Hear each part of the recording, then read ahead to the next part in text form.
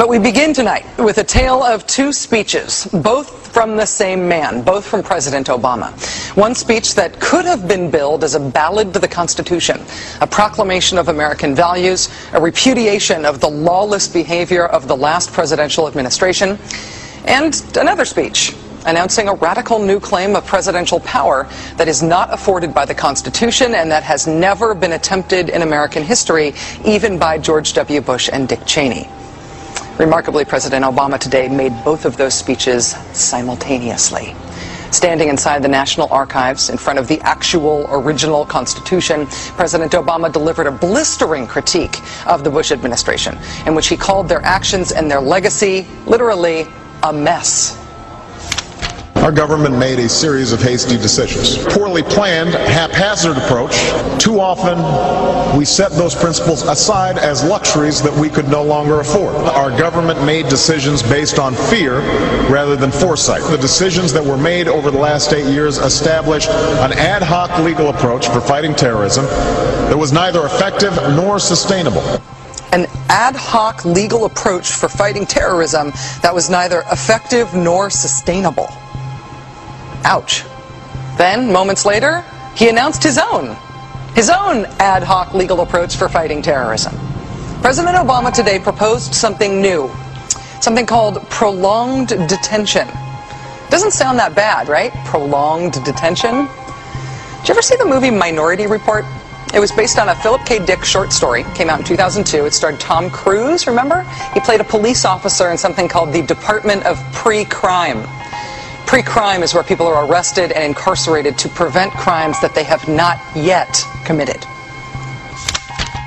Mr. Marks, by mandate of the District of Columbia Pre-Crime Division, I'm placing you under arrest for the future murder of Sarah Marks and Donald Dumanos. Take place today, April 22nd, at 0800 hours, 4 minutes. No, I didn't do anything. You didn't do anything, but you're gonna. Future murder. Creepy, right? Putting somebody in jail not for what they've done, but for what you're very sure they're going to do? There may be a number of people who cannot be prosecuted for past crimes. In some cases because evidence may be tainted, but who nonetheless pose a threat to the security of the United States. We're not prosecuting them for past crimes, but we need to keep them in prison because of our expectation of their future crimes. Al-Qaeda terrorists and their affiliates are at war with the United States, and those that we capture, like other prisoners of war, must be prevented from attacking us again. Prevented. We will incarcerate people preventively. Preventive incarceration. Indefinite detention without trial. That's what this is. That's what President Obama proposed today, if you strip away the euphemisms. One civil liberties advocate told the New York Times today, quote, "We've known this was on the horizon for many years, but we were able to hold it off with George Bush. The idea that we might find ourselves fighting with the Obama administration over these powers is really stunning." And it is stunning, particularly to hear President Obama claim the power to keep people in prison indefinitely with no charges against them, no conviction, no sentence, just imprisonment. It's particularly stunning to hear him make that claim in the middle of a speech that was all about the rule of law. But we must do so with an abiding confidence in the rule of law. Our government was defending positions that undermine the rule of law to ensure that they are in line with the rule of law. How can a president speak the kind of poetry that President Obama does about the rule of law and call for the power to indefinitely, preventively imprison people because they might commit crimes in the future?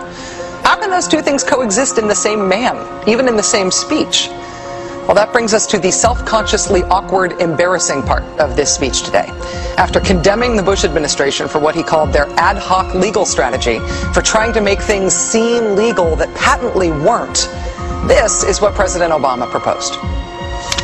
My administration has begun to reshape the standards that apply to ensure that they are in line with the rule of law. We must have clear, defensible, and lawful standards for those who fall into this category.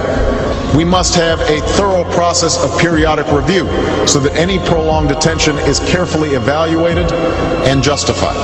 Our goal is to construct a legitimate legal framework for the remaining Guantanamo detainees that cannot be transferred. Our goal is not to avoid a legitimate legal framework. In our constitutional system, prolonged detention should not be the decision of any one man. If and when we determine that the United States must hold individuals to keep them from carrying out an act of war, we will do so within a system that involves judicial and congressional oversight. And so going forward, my administration will work with Congress to develop an appropriate legal regime so that our efforts are consistent with our values and our Constitution. You'll construct a legal regime to make indefinite detention legal. You will, what does he say? Develop an appropriate legal regime.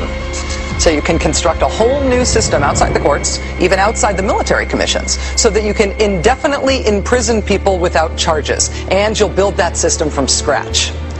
What's that somebody said about ad hoc legal strategies? Just for context here, in the United Kingdom, where there isn't even a Bill of Rights, there's been a major debate about whether people can be held in preventive detention. Former British Prime Minister Tony Blair wanted 3 months to be the outer limit for how long anyone could be held. There was a big political fight about it. Parliament ended up limiting that power to 28 days. 28 days is still the longest period of preventive detention that's allowed under law in any comparable democracy anywhere in the world. How long would President Obama's proposed preventive indefinite detention last? Well, he's not saying yet, but here's how he defines the threat that he says makes indefinite detention necessary. Right now, in distant training camps and in crowded cities, there are people plotting to take American lives. That will be the case a year from now, 5 years from now, and in all probability 10 years from now. 10 years from now. So you could get arrested today and locked up without a trial, without being convicted, without being sentenced for, say, 10 years until the threat of your future criminal behavior passes? Prolonged detention, he's calling it. This was a beautiful speech from President Obama today with patriotic, moving, even poetic language about the rule of law and the Constitution, and one of the most radical proposals for defying the Constitution that we have ever heard made to the American people.